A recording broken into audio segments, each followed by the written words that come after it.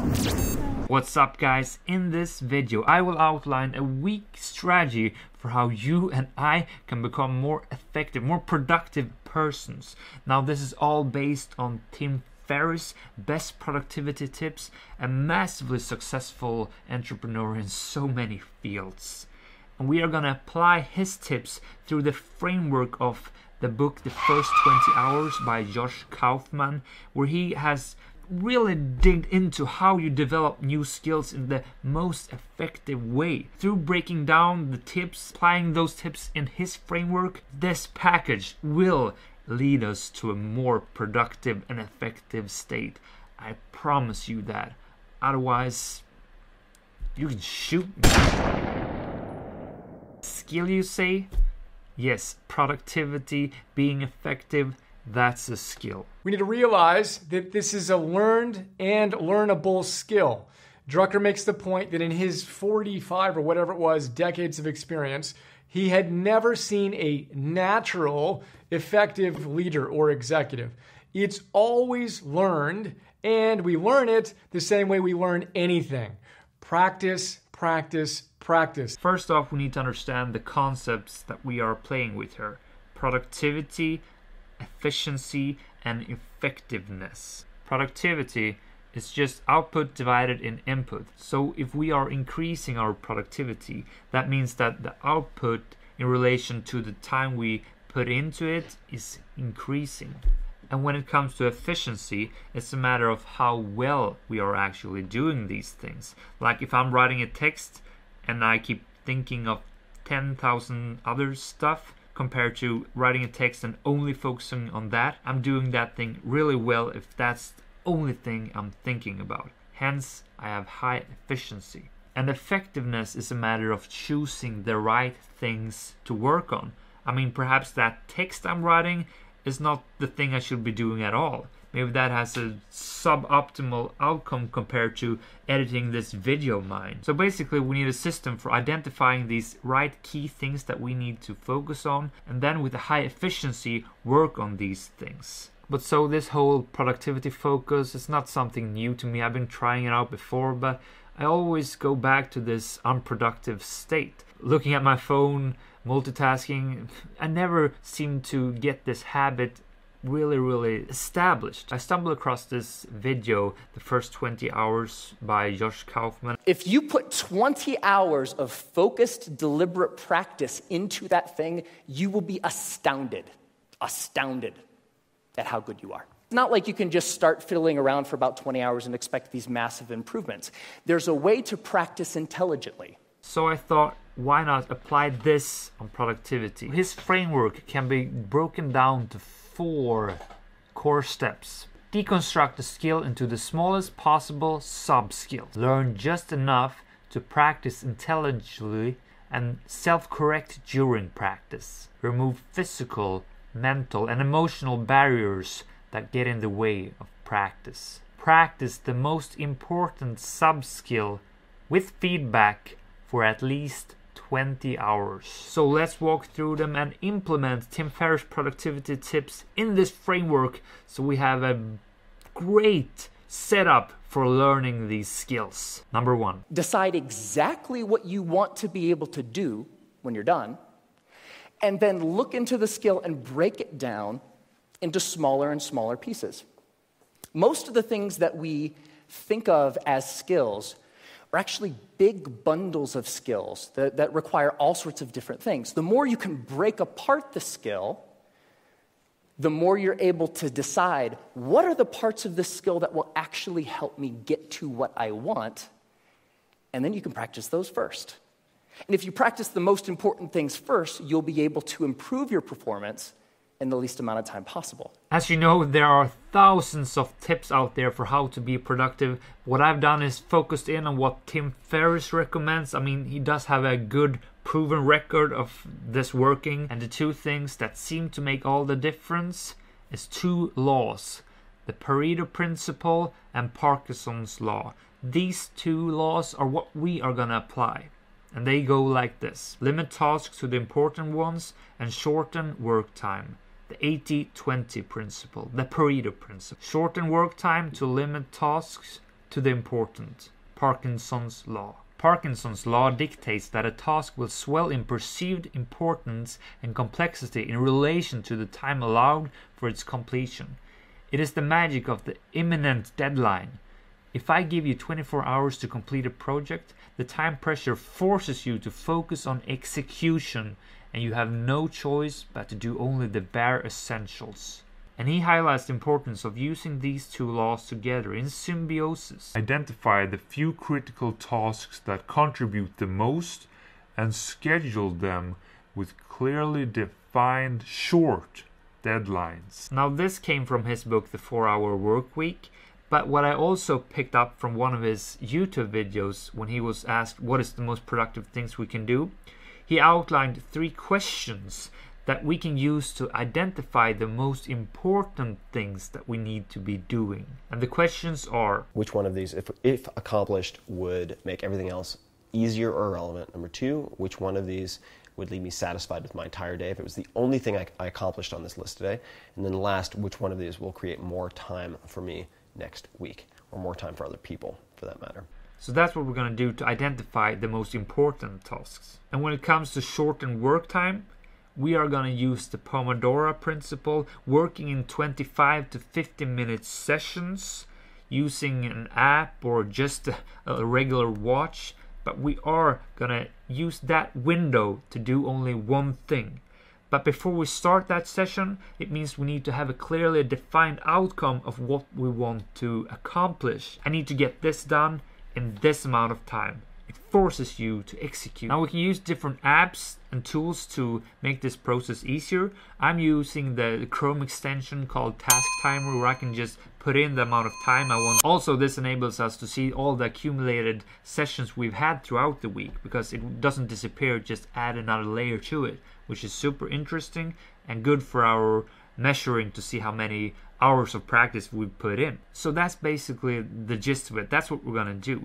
But we want to look at this as a habit we want to implement. And if you've read The Habit by Charles Duggins, a great book in how to implement habits, you know that a habit can be broken down to the cue, the routine, and the reward. The cue will be when we actually start the timer, the routine will be the work we're doing, and the reward, well, that's up to you to decide what works for you. Perhaps just standing up, grabbing a cup of coffee, doing something else for 5 minutes and just feeling proud for what you've accomplished is enough of a reward for you. Personally, I use this timer to have it as a currency. So if I finish the 25-minute session, it means I earned like 3 Swedish crowns. Now I'm actually paying off a debt to myself because I lost a whole lot of money on stocks this year. So these 3 Swedish crowns I've earned, I'm actually withdrawing them from the debt I owed myself. I give a value to the money I've lost. That wasn't in vain. I get something out of that. But you can also use this as a source of motivation for allowing yourself to buy something you want.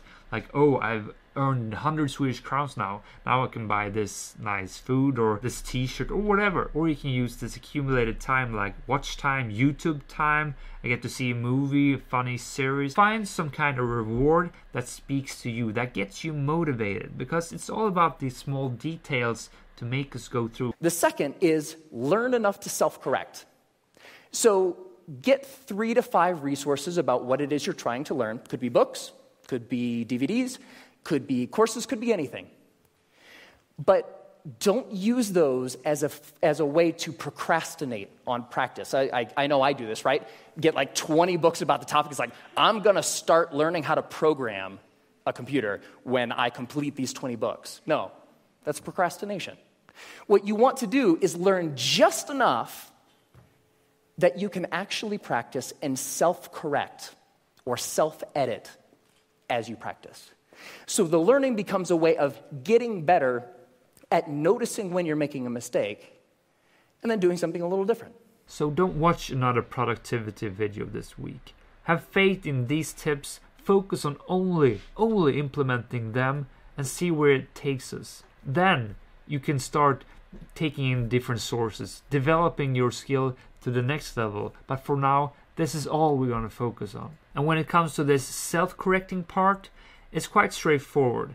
It's easy to know when we're failing on doing what we should be doing, But to remind of this, to break this distraction, we're going to have a piece of paper and just simply draw a line with a pen every time we get distracted, every time we take up our phone, every time we fail, draw a line. And then that will accumulate, and we'll be kind of fun to see if we are actually improving, if we're getting more focused and draw fewer and fewer lines. This is also good for our self-analyze. We can look at the context, like write down with what time you're doing a session, what music you're listening to, so you can see when you are able to stay the most focused. Perhaps it's music without any vocals, perhaps it's no music at all, perhaps it's early in the morning. Just having these different parameters means that we can identify when you are working your best. The third is to remove barriers to practice. Distractions, television, internet, all of these things that get in the way of you actually sitting down and doing the work. And the more you're able to use just a little bit of willpower to remove the distractions that are keeping you from practicing, the more likely you are to actually sit down and practice. Here are 3 barriers to rapid skill development to consider and eliminate prior to practicing a new skill. Number 1. If it's too hard to get started or it takes too long to get started, you'll find an excuse not to start. If you want to learn to play the guitar, place your guitar in the middle of the living room with a sheet of music next to it. So for us that means just use what you've got. You don't need some advanced app or timer or whatever to do this. It could help, it could make the process easier, but maybe it's just complicating things. Getting away from all electronics, just sitting down with a piece of paper and an analog watch, that's maybe the way you should be doing it. Distractions. Skill development requires your undivided attention while you practice. Practice in areas that you consider boring while you are free from distractions. No television, ringing phones, or incoming emails. Now this is key when it comes to being productive.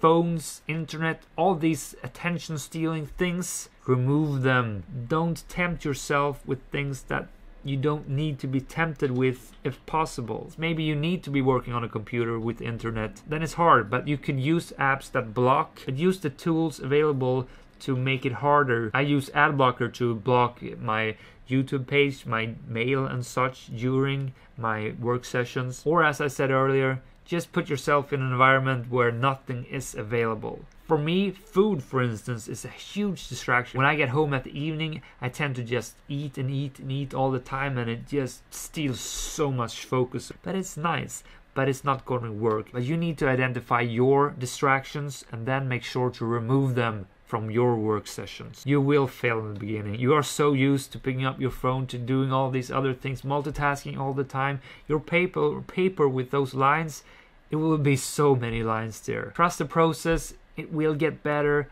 It will be worth it. So remember your cost. Remember your purpose for putting yourself through this. And then we come to the last piece of this framework. And the fourth is to practice for at least 20 hours. Now, most skills have what I call a frustration barrier. You know, the grossly incompetent knowing it part. That's really, really frustrating. We don't like to feel stupid. And feeling stupid is a barrier to us actually sitting down and doing the work. So by pre-committing to practicing whatever it is that you want to do for at least 20 hours, you will be able to overcome that initial frustration barrier and stick with the practice long enough to actually reap the rewards. All right? That's it. It's not rocket science. 4 very simple steps that you can use to learn anything. You heard it. 20 hours, that's our commitment. And you may think 20 hours in a week, because yes, this is a week challenge. That's the deal. That's a lot of time, you may say. But is it really? I mean, I have 40 hours of work at my work, and I for sure have at least as many hours at home doing YouTube things. So it's about 80 hours of work a week. And if I make sure to have 20 hours of them in these productive sessions, is it really that much? And if the payoff makes me do so much more, then for sure it would be worth it. We have to see the end picture here and how it can transform our life. So just to sum it up very briefly, we are going to apply Parkinson's law and the Pareto principle to increase our productivity. That means we need to identify the most important tasks that we need to be doing, and we do that through the help of Tim Ferriss' 3 questions that he outlined for us. And we think in terms of the habit loop, the cue, the routine, and the reward when we work in our sessions, so we get this habit really digged in, implemented for real. That's the gist of it. That's what we're gonna be doing, and I am super excited, and I hope you are as well. Another thing I do want you to do is to commit to me down there in the comments, because social commitment has tremendous power. That's probably one of the key things for why I've been able to do this channel for over 2 years. I mean, that's well over 100 week challenges. I'm committing to you guys. I can't not do it because I've told you I'm gonna do it. So tell me that you are gonna do this, and I promise you, you will be doing it. Boom. But that's not everything that's gonna be happening on this channel this week, because I have 2 videos I will be posting. One of them is on how to make a good ad for selling things online, and the other one is how to negotiate when you are walking around in a flea market trying to buy stuff for a good price. That concerns facing fears, developing social skills, and also the skills of selling stuff. You see, the theme of the month is business/sales, and I'm on a quest to sell off everything I own that I don't need. So that's it. That's all you're getting from me right now. But as I said, the videos will keep coming. So make sure to subscribe and like if you want more of this. My name is Alexander Nilsson. Thank you for watching. Thank you for being awesome, being on this personal development quest. It is something that should be rewarded, because you are making this world a happier place if you're working on yourself. Those words are gonna punctuate this video. See you in the next one. Bye, guys. It's not the process of you learning a bunch of little tips or tricks or things. The major barrier is emotional. We're scared.